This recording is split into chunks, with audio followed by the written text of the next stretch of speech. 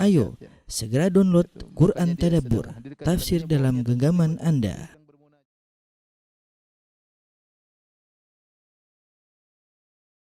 Bismillahirrahmanirrahim.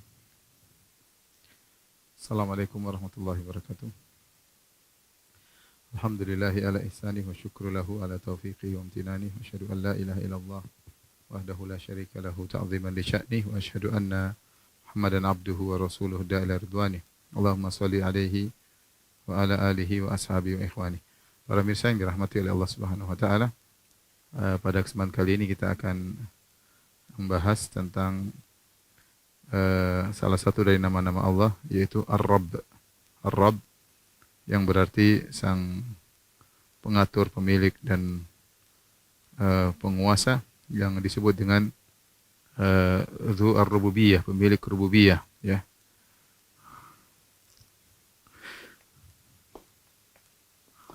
Ar-Rabb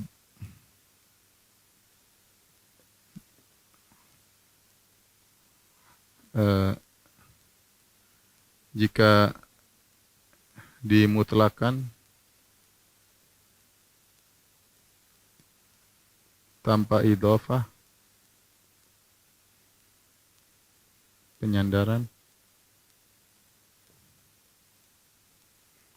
maka hanya untuk Allah.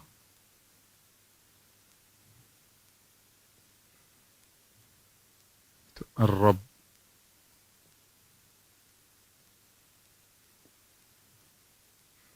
Adapun jika diidhofahkan, disandarkan,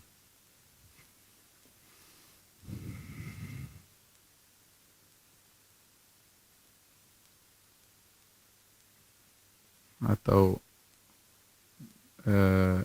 dalam bentuk nakirah,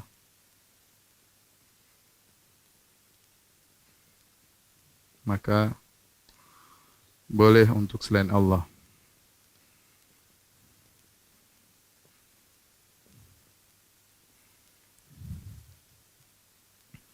Contoh, ya,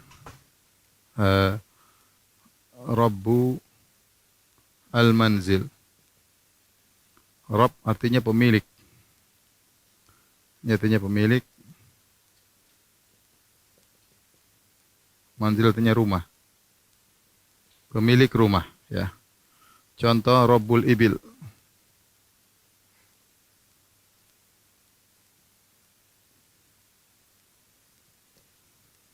Rabb artinya pemilik, adalah pemilik onta. Seperti ketika Abdul Muttalib, kakek Nabi, onta-ontanya diambil oleh Abraha, sekitar 200 ekor onta, maka Abdul Muttalib pun datang kepada Abraha untuk minta kembali onta-ontanya, karena Abraha ingin menghancurkan Ka'bah dengan tentara bergajah. Ketika itu Abdul Muttalib berkata, ya, Ana Rabbul Ibil. Ya, artinya Abraham berkata, saya kira kau datang ke sini untuk membela Ka'bahmu. Apa kata Abdul Muttalib, kakek Nabi SAW? Ana Rabbul Ibil walil Ka'bah Rabbun yahmiha. Aku adalah pemilik onta, adapun Ka'bah ada Tuhan yang akan menjaganya, ya. Jadi di sini dibolehkan untuk selain Allah karena dia mudhaf, dia dinisbahkan kepada rumah. Rabb, rumah, pemilik rumah. Rabbul Ibil, pemilik onta, maka boleh untuk selain Allah. Seperti dalam Al-Quran, Allah Subhanahu Wa Taala berfirman tentang perkataan Nabi Yusuf kepada salah seorang atau kepada dua orang yang dipenjara, amma ahadukuma fayasqi rabbahu khamra. Sini rabbahu, ya. Adapun salah seorang dari kalian, maka dia akan menjadi pelayan raja dan akan menuangkan khamr kepada robnya, kepada rajanya. Robnya maksudnya, robnya di sini, robnya maksudnya rajanya, penguasanya. Sini idhofahkan kepadanya, diidhofahkan, ya. Sama seperti Nabi Yusuf berkata kepada utusan sang raja, kata Nabi Yusuf, irji ila rabbik. Ya. Baliklah engkau kepada Rabbmu, ya. maksudnya dalam kurung rajamu ya. Baliklah kepada Rabbmu. Di sini juga diidhafahkan.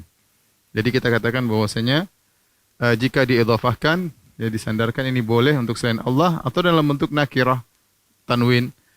Misalnya dalam bentuk ini 1, ini 2, ini contoh 1, ya. Contoh 2 seperti perkataan seorang penyair, Rabbun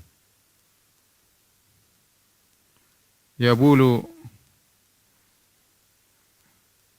sa'labani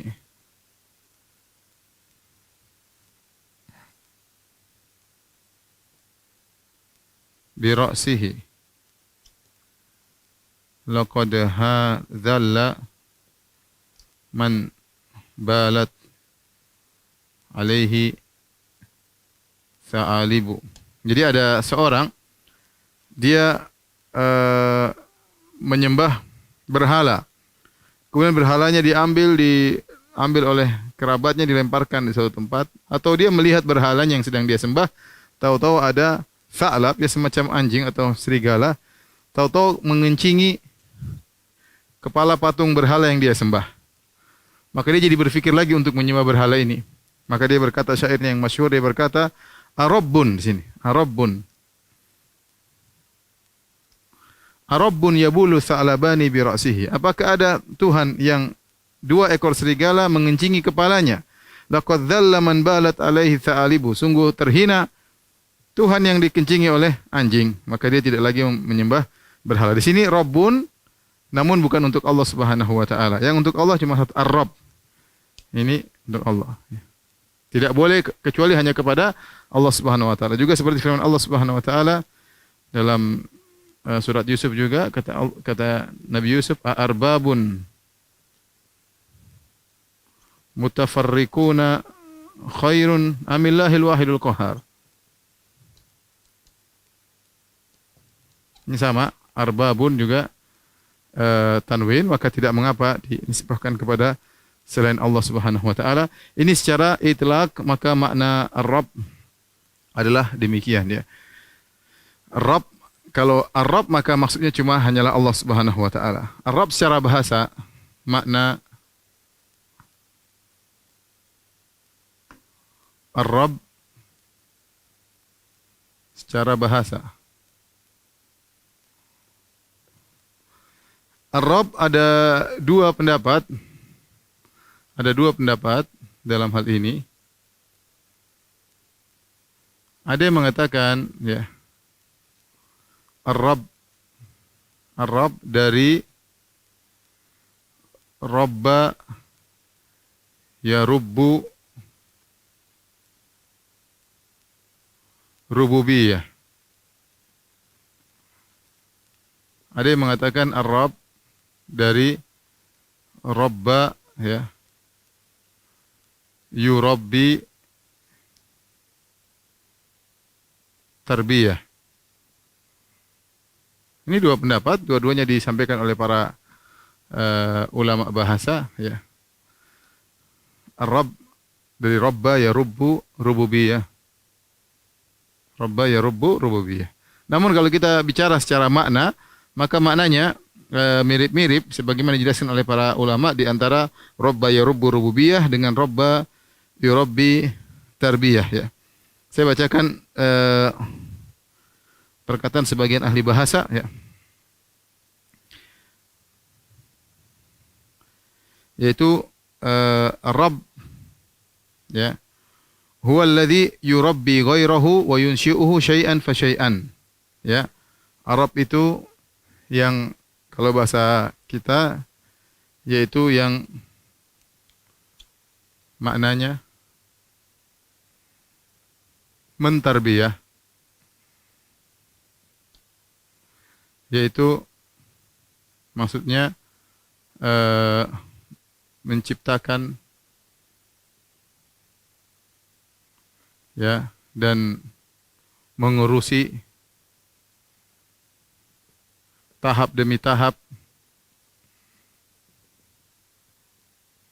hingga sempurna. Ini kira-kira makna dari Rabba yarubbu tarbiyah atau Rabba yarubbu rububiyah, dan banyak perkataan ulama saya terjemahkan secara singkat, saya ringkas dalam bahasa Indonesia ya.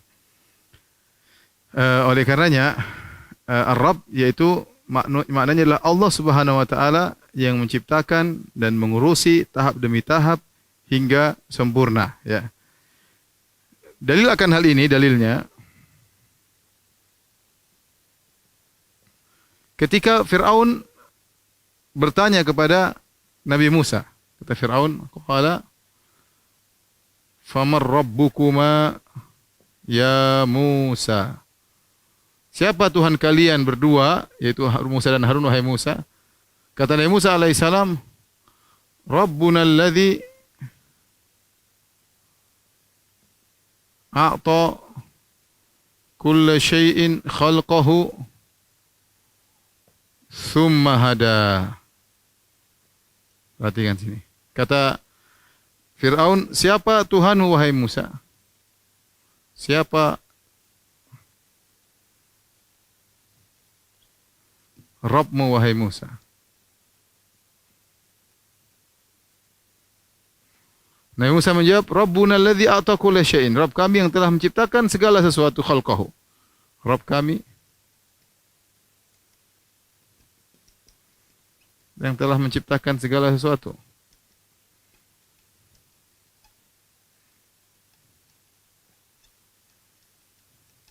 Thumma hada, lalu memberi petunjuk ya.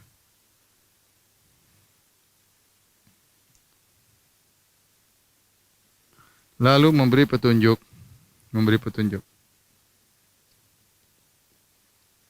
Memberi petunjuk maksudnya mengurusi ya. Mengurusi ya bagaimana yang telah Allah ciptakan setahap demi tahap sampai selesai. Oleh karenanya seperti kata Al-Halimi dalam kitabnya Al-Minhaj fi Syu'abil Iman, ketika menjelaskan makna Rabb, kata dia maksudnya Allah dari sisi manusia, misalnya Allah menciptakan manusia dari tahap demi tahap, dari dalam janin, kemudian dari setetes air mani, kemudian menjadi dari nutfah, kemudian alaqah, kemudian mudghah, kemudian dibungkus dengan laham, dengan daging ya, dengan menjadi tulang, kemudian tulang dibungkus dengan daging, kemudian menjadi seorang bayi, kemudian keluar dari perut ibunya dalam kondisi lemah ya, kemudian dari tidak bisa apa-apa, dari kecil merangkak sampai berdiri sampai selesai sampai tua, Allah yang mengurusi semuanya. Allah ciptakan dia dari tahap demi tahap dan Allah mengurusi dia secara keseluruhan ya. Makanya kalau kita bahas di sini ya. Ini halaman 1 ya. Halaman 2.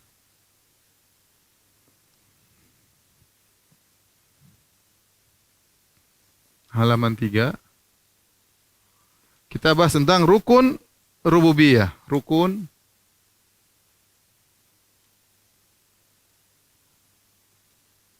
yaitu apa itu Rabb ya? Dikatakan Rabb apa? Yaitu menciptakan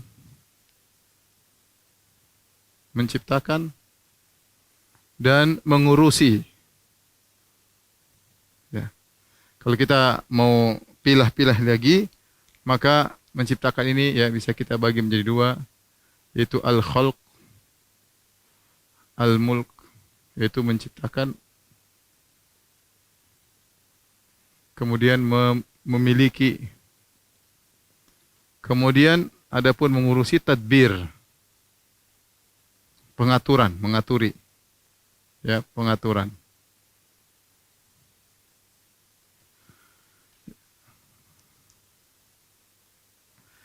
Dan inilah rububiyah Allah Subhanahu wa taala.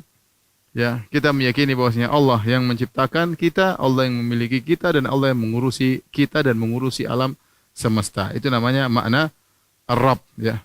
Makanya dalam ayat-ayat Allah menjelaskan bahwasanya Allah mengatur semuanya seperti firman Allah Subhanahu wa taala,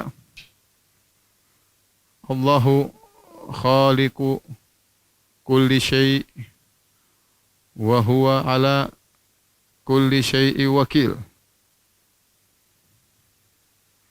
Ya. Allah yang menciptakan segala sesuatu ya. pencipta segala sesuatu.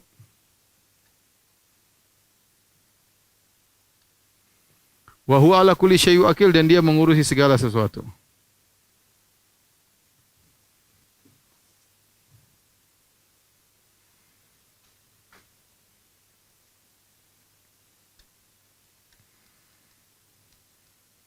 Lahu maqalidus samawati wal ardh, milik dia adalah segala perbendahara langit dan bumi. Ini contoh. Allah juga berfirman, afaman huwa qa'imun ala kulli nafsin bima kasabat. Ya, yaitu Allah yang mengurusi segala sesuatu, yaitu Allah yang mengurusi segala sesuatu. Mengurusi seluruh jiwa. Ya, ini berkaitan dengan manusia, ya. Adapun berkaitan dengan alam semesta,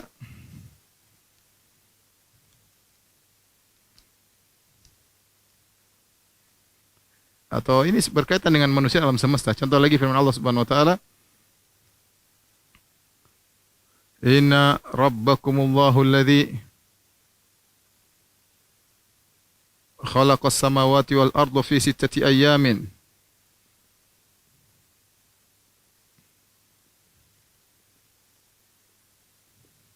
thumma istawa 'alal arsh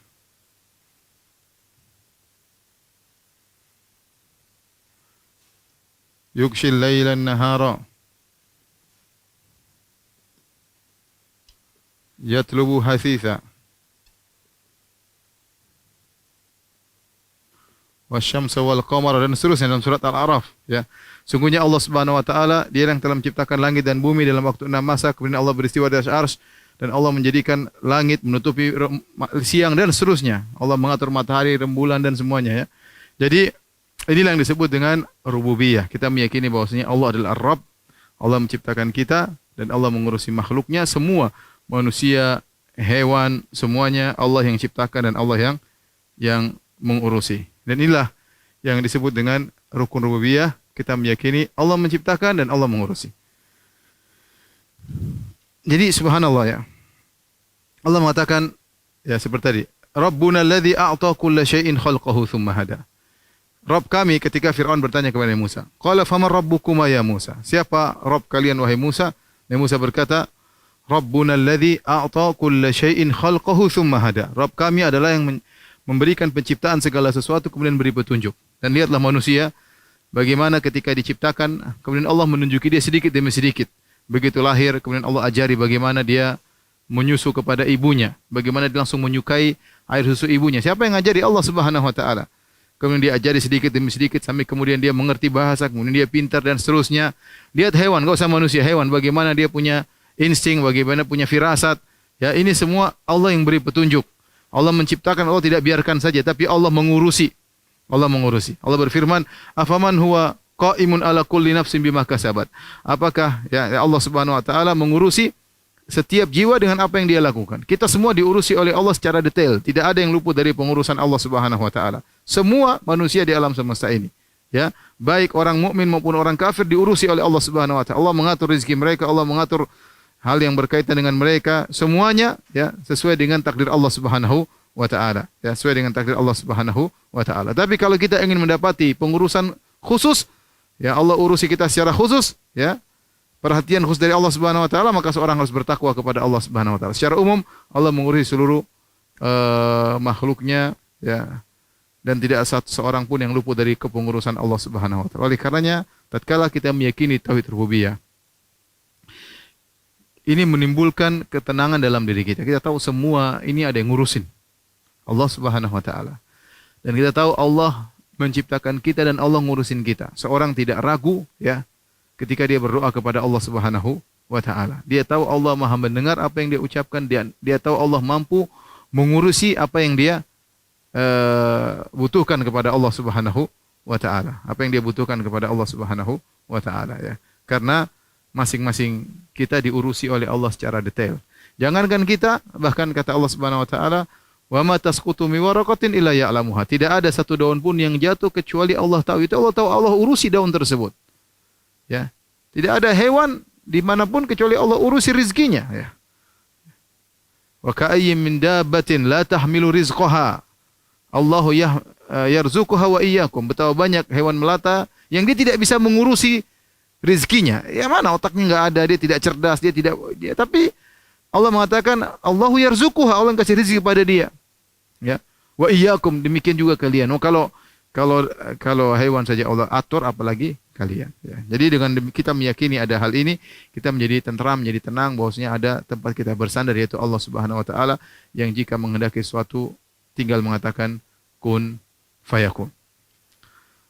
Baik, tolong dihapus.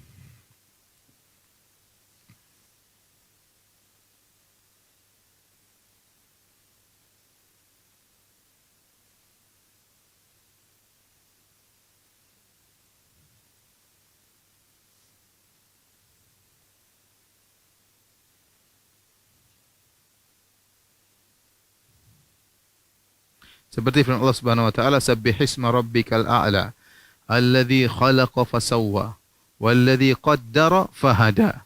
Ya. Bertasbihlah kepada Rabbmu yang maha tinggi. Alladzi khalaqa, yang menciptakan, fasawwa. Ini semua rububiyah. Menciptakan kemudian menyempurnakan. Walladzi qaddara, yang mentakdirkan, fahada, ya. Walladzi qaddara wa fahada, wahada. Kemudian memberi petunjuk.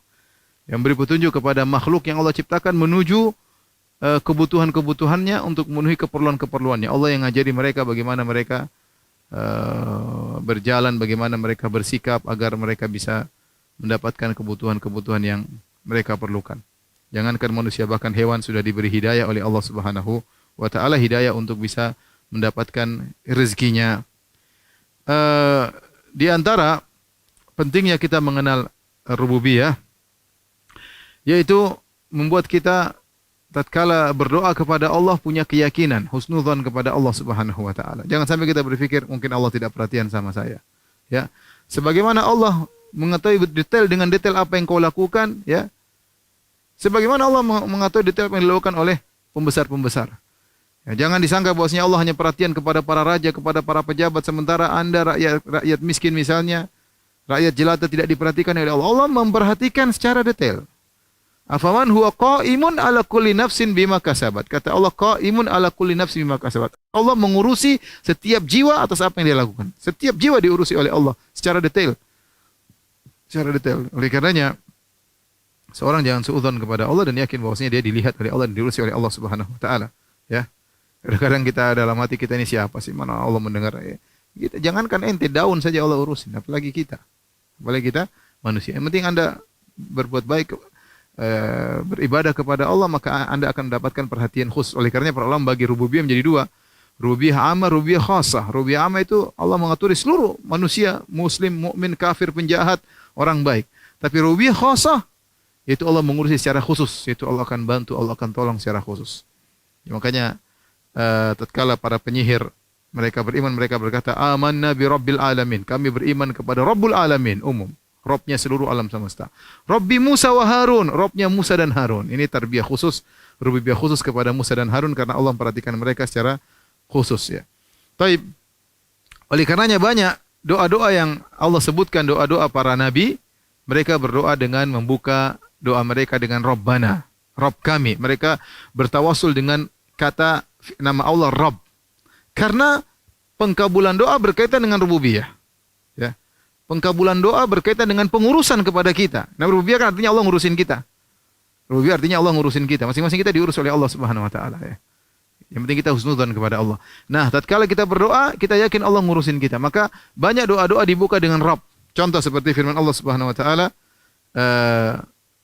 ketika Nabi Adam dan Hawa berdosa, qala rabbana zalamna anfusana wa illam taghfir lana wa tarhamna lanakunanna minal khasirin. Rabbana, ya Rabb kami, zalamna anfusana, yaitu ya Rabb kami, urusi kami telah berbuat zalim kepada diri kami, telah bermaksiat. Rabbana zalamna anfusana wa illam taghfir lana, kalau engkau tidak mengampuni kami, wa tarhamna, tidak merahmati kami, lanakunanna minal khasirin, sungguh kami termasuk orang yang merugi. Lihat Adam dan Hawa, ya, membuka doanya dengan Rabbana. Ya, karena Rabb Allah yang mengurusi kita. Siapa yang mengurusi kita? Kita dapat rezeki dari Allah, kita dikasih udara oleh Allah Subhanahu wa taala.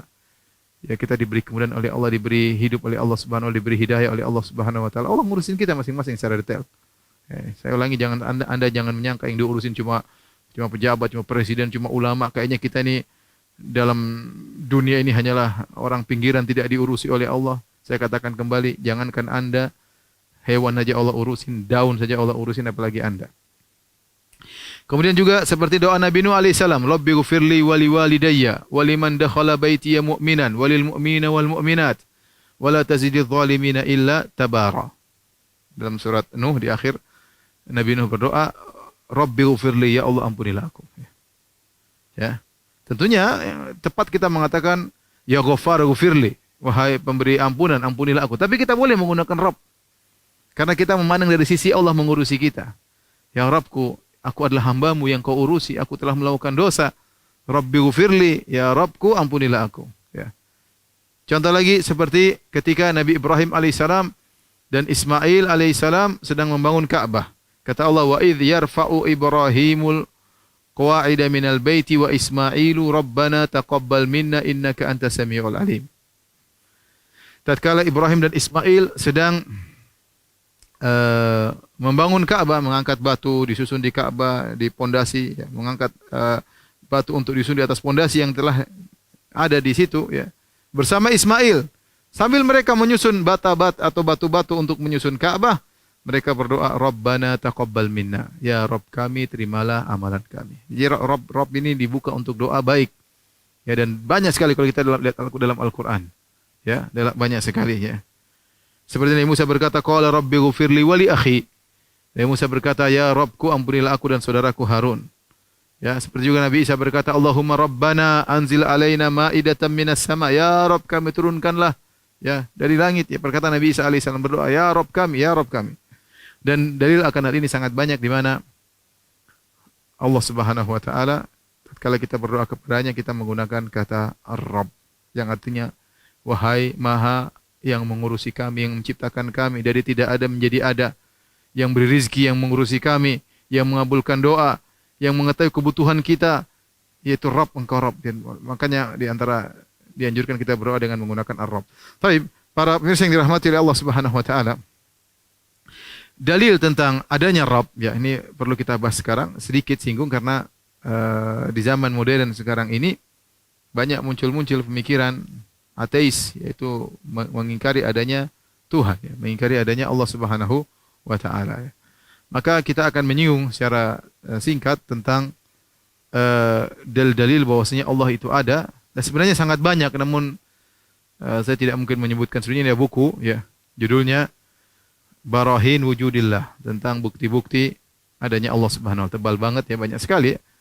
Kenapa ditulis buku ini? Sebenarnya tidak perlu, karena orang mengetahui Allah itu ada secara fitrah. Tetapi kenapa? Karena ateisme, ilhad, penolakan ateis semakin banyak. Semakin di abad ke-19, 20, kemudian 21, ya, apalagi banyak orang mulai tidak percaya kepada Tuhan. Bahkan saya seperti pergi ke sebuah kota di Eropa,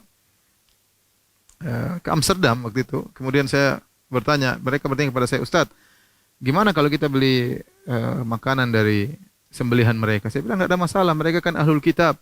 Selama mereka menyembelih tidak jadi masalah. Kata mereka, bukan begitu Ustaz. Mereka ahlul kitab secara KTP, tapi banyak di antara mereka tidak percaya sama Tuhan.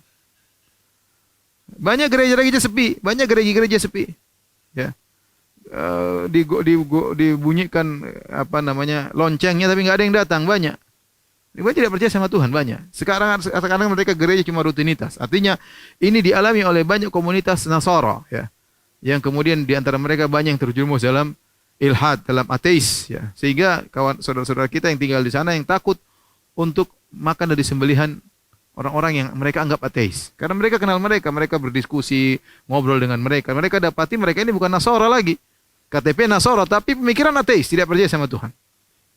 Oleh karenanya sampai ditulis sebuah buku judulnya Limadza Ana Mulhid, kenapa aku menjadi ateis. Maka para ulama menjelaskan bahwasanya Rabb itu ada dan itu memberikan ketentraman bagi seorang. Bayangkan seorang hidup tanpa ada pegangan, tanpa ada sandaran, ya. Hidup tanpa ada Tuhan, bagaimana hatinya tidak bimbang, tidak kacau balau, entah apa yang dia lakukan, tidak ada aturan, dia melakukan apa yang dia kehendaki. Sampai ada seorang Mesir, yang menulis buku judulnya Limadza Ana Mulhid. Ya, Limadza Ana Mulhid. Ya. Saya nukil dalam tulisan saya di Tauhid Rububiyah, dia mengatakan bahwasanya saya menjadi ateis dan saya bahagia sebagaimana orang-orang Islam bahagia, saya juga bisa bahagia tanpa Tuhan. Dia mengaku demikian. Namun di akhir hayat dia mati bunuh diri. Dia mati bunuh diri orang ini. Taib, adapun bahwasanya Allah Subhanahu wa taala ada sangat banyak dalilnya. Di antaranya Allah berfirman fi anfusikum afala tubsirun, pada diri kalian tidaklah kalian lihat. Lihatlah bagaimana Allah menciptakan tubuh kita dengan ahsanu taqwim, fi ahsani taqwim, dengan bentuk yang sempurna, ya. Dengan organ tubuh yang sempurna, ya.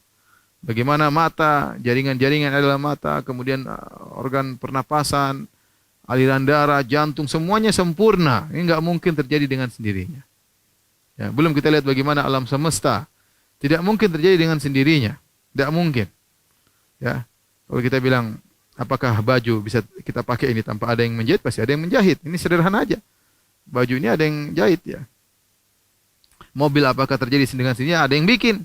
Ada yang rancang sampai kemudian jadi mobil. Tidak mungkin terjadi dengan alam semesta yang lebih hebat daripada proses mobil dan yang lainnya.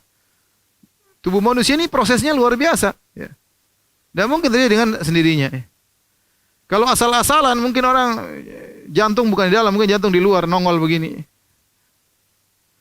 Ya. Mungkin lubang hidung di atas bukan di bawah, dan banyak-banyak, dan kesalahan banyak. Ya. Sebagaimana orang membuat produk-produk yang sering ada kekeliruan. Taib.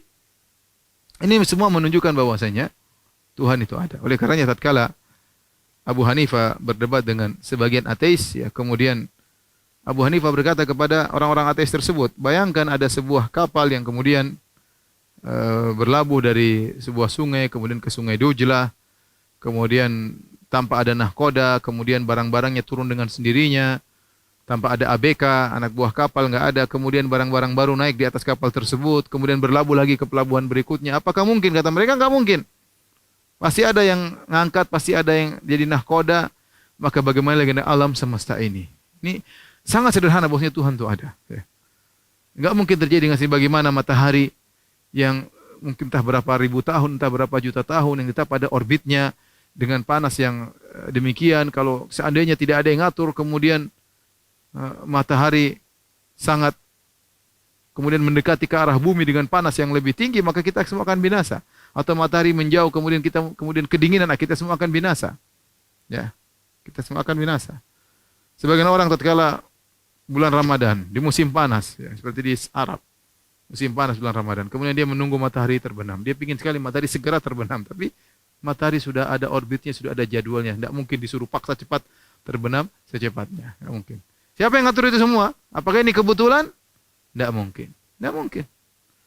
Tidak mungkin. Oleh karenanya orang-orang yang ateis kebanyakan Tuhan mereka adalah Tuhan kebetulan. Jadi kita harus yakin Tuhan itu ada. Ini secara sederhana. Yang kedua, kita mengalami bukti sendiri. Ya, betapa banyak doa kita dikabulkan. Kita lihat sesuatu yang tidak masuk akal, tahu-tahu dikabulkan. Tanya kepada orang, mereka punya pengalaman sendiri-sendiri. Mereka dalam kondisi genting berdoa kepada Allah, tiba-tiba Allah kabulkan. Ya. Siapa yang bisa kabulkan? Terjadi dengan sendirinya nggak mungkin, prosesnya ada. Prosesnya ada. Ada yang mendengar doa kita dan ada yang mengkabulkan doa kita. Yaitu Tuhan pencipta alam semesta ini. Banyak terjadi. Ya. Memang Allah tidak obral bahwasanya semua. Kalau semuanya Allah, segala orang minta Allah kasihkan, ya semua tidak ada ujian. Allah kan menciptakan kita untuk diuji dengan sesuatu yang gaib. Kalau setiap orang Islam doanya pasti dikabulkan, ya semua orang akan masuk Islam. Semua orang akan beriman kepada Tuhan. Ya. Tapi demikian Allah mengatur, kadang doa dikabulkan, kadang enggak. Tapi betapa sering doa kita dikabulkan, kita minta kepada Allah Subhanahu wa taala, ya. Ya. Ini dalil bahwasanya Tuhan itu ada dan banyak sekali, ya. Ya, di antara dalil bahwasanya Tuhan itu ada, lihatlah bagaimana manusia punya kecenderungan, ya, akhlak, tahu ini akhlak baik, ini akhlak yang buruk tanpa ada yang mengajarinya. Di mana-mana satu dunia ini pasti ada suatu namanya norma yang mereka sepakati bahwasanya mengambil barang orang itu buruk. Semua orang. Kenapa? Ada fitrah di situ. Allah tancapkan fitrah kepada manusia bahwasanya meskipun mereka tidak diajari, mereka tahu ngambil barang orang itu buruk. Mereka tahu bantu orang itu baik. Mereka tahu meskipun tidak diajari. Kemudian juga bukan merupakan suatu yang kebetulan tatkala kita kemana-mana, ke tempat manapun, biasanya di situ ada tempat ibadah. Meskipun mau menyembah apa saja, ada menyembah berhala, tapi semua manusia punya fitrah untuk mencari Tuhan, mencari sembahan. Dan ini ada di mana-mana. Di mana-mana kita dapat kuil-kuil tempat ibadah. Mau masjid, mau gereja, mau apa saja, mereka sedang sepakat bahwasanya mereka harus beribadah. Hanya saja kemudian mereka salah dalam tidak beribadah kepada Allah, tapi beribadah kepada makhluk misalnya. Coba bayangkan bagaimana seorang anak baru lahir, kemudian dia bisa meletakkan mulutnya ke puting susu ibunya, kemudian dia bisa nyedot air susu ibunya. Ini anak baru lahir. Ya. Kumpulan satu profesor di dunia untuk ngajari dia sesuatu yang lain, dia nggak akan bisa. Coba ngajari anak tersebut main mata, satu profesor di dunia nggak bisa anak tersebut main mata, nggak bisa. Tapi kenapa dia bisa kemudian meletakkan mulutnya di puting ibunya, kemudian dia nyedot? Subhanallah, siapa yang wahada? Ya Allah yang beri petunjuk. Ya Allah beri petunjuk. Coba renungkan bagaimana kemudian ada hewan jantan kemudian punya ketertarikan kepada hewan betina. Dari mana? Lihat apanya? Ada hasrat untuk bisa punya. Ini tidak mungkin kebetulan. Kalau orang bikin robot gimana dia pasang hasrat? Nggak bisa. Hasrat ini terjadi. Ya. Sementara hewan tersebut hanya suka dengan sejenisnya. Sapi jantan suka dengan sapi betina. Ya. Kalau dilihat kuda yang cantik, kuda betina, dia nggak tertarik karena bukan, Allah tidak pasang hasratnya kepada kuda tersebut. Ya, bahkan bukan kuda, lihat perempuan cantik, itu sapi tidak tertarik. Dia bilang lebih cantik itu sapi betina yang gembrot, yang kotor bau lebih cantik daripada manusia. Ya. Kenapa? Karena hasratnya ke situ. Siapa yang ciptakan hasrat? Siapa yang menundukkan kemudian onta, hewan yang besar, yang kuat kalau sekali menendang bisa mati, kemudian tunduk kepada manusia, bisa disuruh-suruh, bisa diperintah, bisa ditunggangi. Siapa yang menundukkan kalau bukan Allah Subhanahu wa taala? Kita mau pakai kias apa? Ya, ada hewan kecil nakalnya luar biasa, ya. Liarnya luar biasa. Siapa yang bisa menundukkan kucing? Kucing yang begitu garang kalau ketemu dengan tikus, ya kalau zaman dulu, kalau sekarang kucing juga takut sama tikus ya. Ya, kucing yang begitu sangar kejar-kejar sama tikus, begitu dekat manusia dengan penuh kelembutan. Siapa yang menjadikan singa yang begitu garang mengejar hewan-hewan, membunuh, kemudian ketika dia punya anak, dia sayang sama anaknya? Siapa yang bikin seperti itu? Ini semua tidak mungkin orang bilang terjadi dengan sendirinya, nggak mungkin.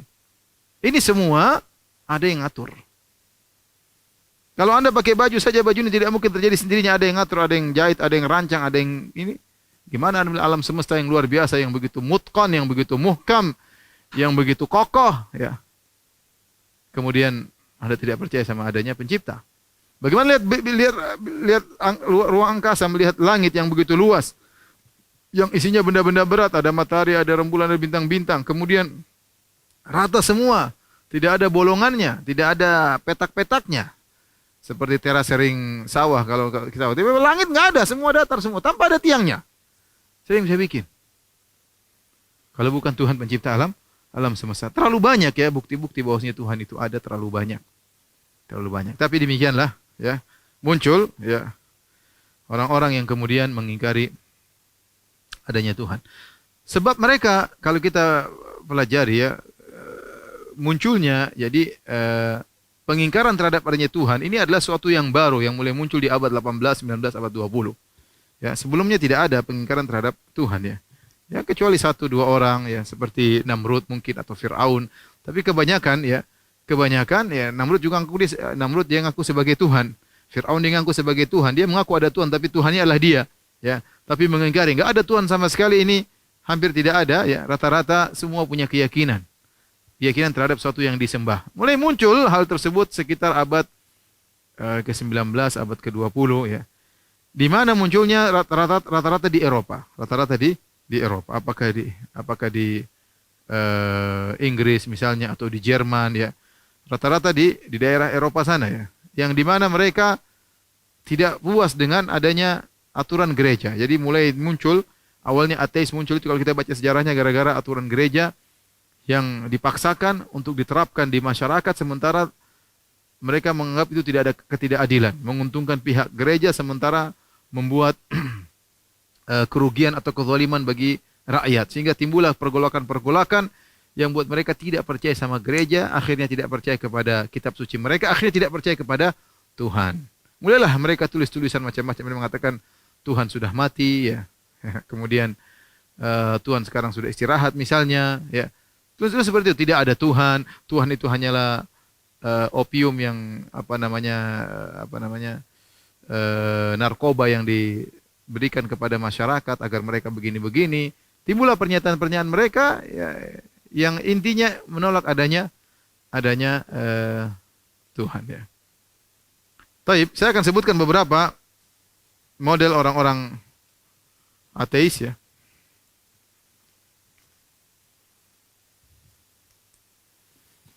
Jadi model-model manusia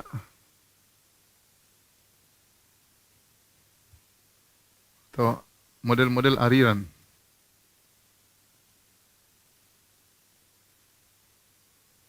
terhadap adanya Tuhan. Secara umum ada 3, ya, yaitu percaya adanya Tuhan,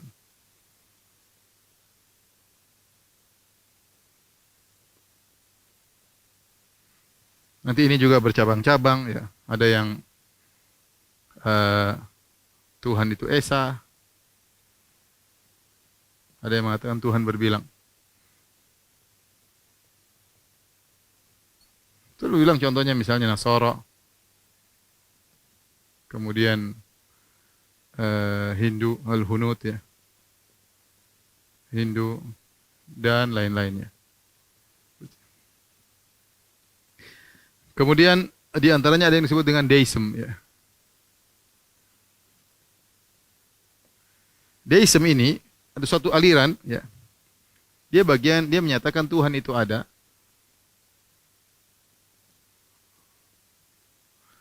Tapi, ya, tidak lagi mengurusi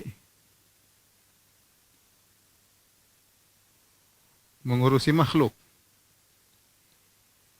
Mereka mengumpamakan seperti seorang yang membuat jam, kemudian dia bikin sistem yang canggih, kemudian dibiarin jam tersebut berjalan dengan sendirinya. Ya, kata mereka demikian, sehingga tidak perlu kita percaya dengan namanya nabi, tidak perlu percaya dengan kitab suci. Sudah Allah atau Tuhan sudah ciptakan manusia, kemudian dibiarkan, ya. Ibarat pembuat jam, setelah buat jam ya selesai. Tidak ngurusi lagi jam tersebut.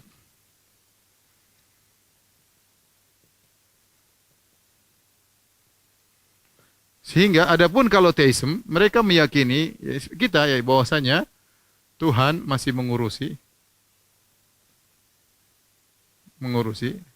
makhluknya.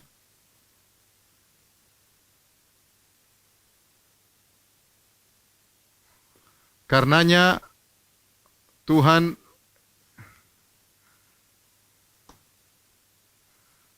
Tuhan mengutus Rasul,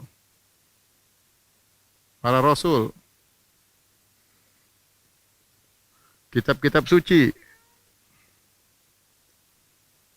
dan lain-lain. Artinya, kita tidak mungkin akan bisa mengenal Tuhan kecuali dengan jalan para Rasul tersebut, melalui kitab-kitab suci yang Tuhan kirim. Karena Tuhan masih mengurusin kita, ya. Adapun deism, kata mereka Tuhan tidak lagi ngurusi makhluk. Ibarat membuat jam, setelah buat jam sudah. Jadi tidak perlu Rasul, tidak perlu kitab suci. Terus bagaimana cara mengenal Tuhan? Ya sudah, mengenal dengan logika biasa, dengan akal Anda yang ada. Tidak perlu Anda mengenal Rasul dan yang lainnya. Ini bagian daripada ateis sebenarnya, tapi istilah mereka disebut dengan deism, ya. Kemudian ada namanya ateism, ya, yaitu anti adanya Tuhan. Ini ada 2 mazhab dalam hal ini, ya. Ada yang disebut dengan strong atheism, ya.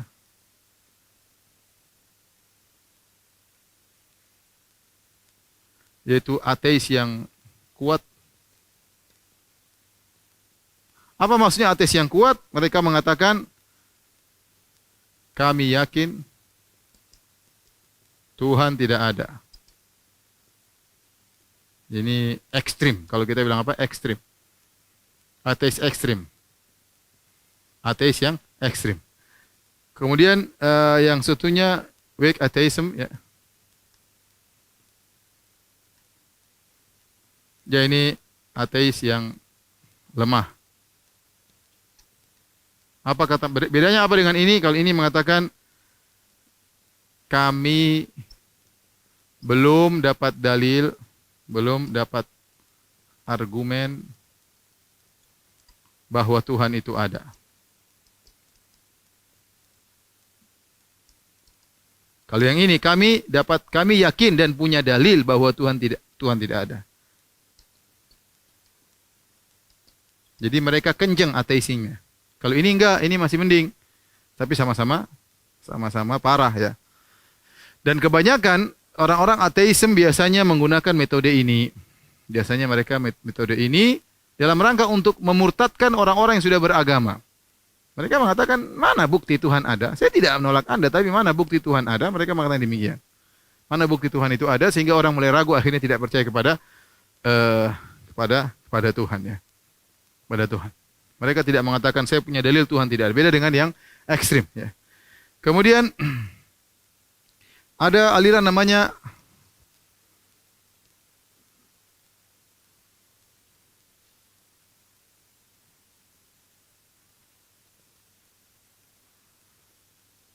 somethingism, yaitu maksudnya mereka meyakini ada sesuatu yang lain selain materi yang kita lihat. Ya, ada sesuatu, mereka tidak namakan itu, mereka ada suatu kekuatan di luar ini. Apapun itu kita tidak tahu, ya. Apapun itu kita tidak tahu. Dia tidak bilang itu Tuhan, tapi dia mengatakan ada sesuatu yang lain selain materi yang kita lihat, yaitu kekuatan lain yang kita tidak tahu apakah itu. Tapi dia adalah something, sesuatu. Ini juga salah satu bentuk ateis. Ya, seakan-akan Tuhan tidak ada. Kemudian ada lagi namanya agnosticism, ya. Ini istilah-istilah Inggris, ya. Saya harus tulis supaya siapa tahu antum baca, ya. Meskipun saya tidak tahu bahasa Inggris.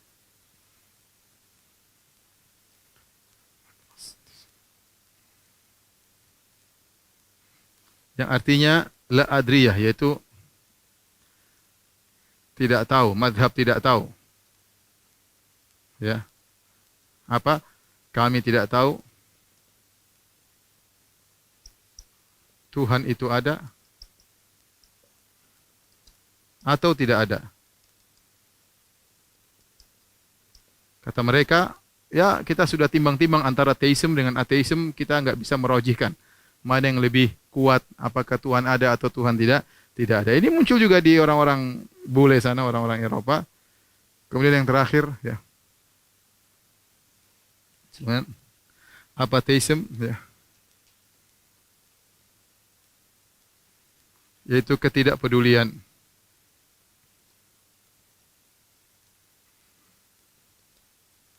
Kata mereka, kami tidak ngurusin, tidak mau tahu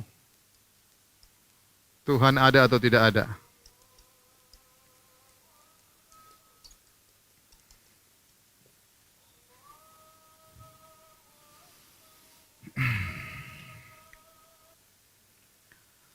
Taib, para pemirsa yang dirahmati oleh Subhanahu wa taala. Inilah model-model kita lihat berbagai madhab dalam ateis, ya.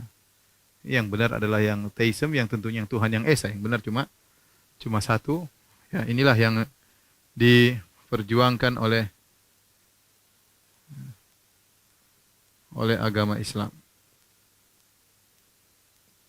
Ya. Dan selainnya adalah keyakinan yang salah, ya. Inilah model-model ateis yang sekarang sedang beredar di alam semesta ini dengan berbagai mazhab mereka, dengan berbagai macam pengikut-pengikutnya. Tapi alhamdulillah kebanyakannya beredar di negara-negara kafir, atau negara-negara Nasara tadi karena mereka tidak menemukan kitab suci yang mengayomi mereka atau mereka mendapati kontradiktif dan yang lainnya sehingga mereka akhirnya memilih untuk tidak percaya kepada Tuhan ya. Ya. Adapun orang Islam alhamdulillah kita dapati ajaran kita muhkam, ajaran kita kokoh, benar, tidak ada kontradiksi sama sekali dan yang lainnya sehingga kita beriman dengan adanya Allah Subhanahu wa taala. Jadi kita kembali makna Rabb yaitu Allah yang menciptakan kita, yang ngurusin kita dari dulu sampai sekarang Allah ngurusin kita. Maka melazimkan kita untuk beribadah kepada Allah Subhanahu wa taala dan siapa yang mampu mengurusi makhluk yang begitu banyak ya.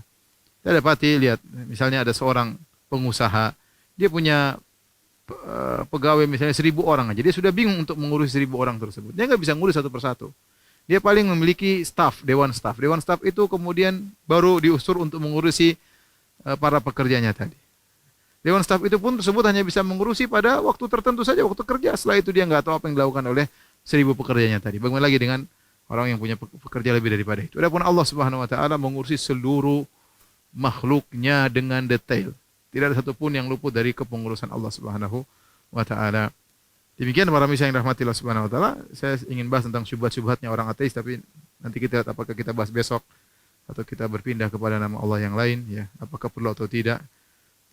Namun ini yang saya sampaikan pada kesempatan kali ini, kita bersyukur kepada Allah yang berikan kita hidayah sehingga kita mengenal Allah Subhanahu wa taala, kita merasakan ketentraman dengan yakin adanya Allah Subhanahu wa taala. Kita tidak begitu khawatir ya terhadap masa depan kita, terhadap anak-anak kita. Kenapa? Ada yang ngurusin. Kita hanya berusaha, tugas kita hanya ikut prosedur. Berusaha, berdoa kepada Allah, setelah itu serahkan kepada Allah. Ni'mal maula wa ni'mal wakil. Dia sebaik-baik pengurus Allah Subhanahu wa taala. Hasbunallahu wa ni'mal wakil. Cukuplah Allah bagi kami dan dia sebaik-baik pengurus. Dengan kita meyakini adanya Allah Subhanahu wa taala, adanya Tuhan yang Rabb yang mengurusi kita, kita akan tentram dalam kehidupan ini dan terjauh dari kekhawatiran, suudzon dan yang lainnya. Demikianlah apa yang kita sampaikan. Kurang lebih saya mohon maaf. Subhanakallah bihamdik asyhadu an la ilaha illa anta astaghfiruka wa atubu ilaik. Assalamualaikum warahmatullahi wabarakatuh.